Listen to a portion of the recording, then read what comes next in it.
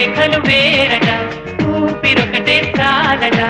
ఆవరాన్నే స్నేహమంటున్నాం మనం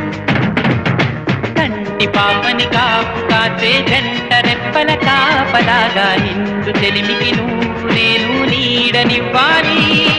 స్నేహమంటే రూపులేని ఊహ కాదని లోకమంతా నిన్ను నన్ను చూడగానే నమ్మి తీరాలి కొంతకాలం కిందట బ్రహ్మదేవుని ముంగిట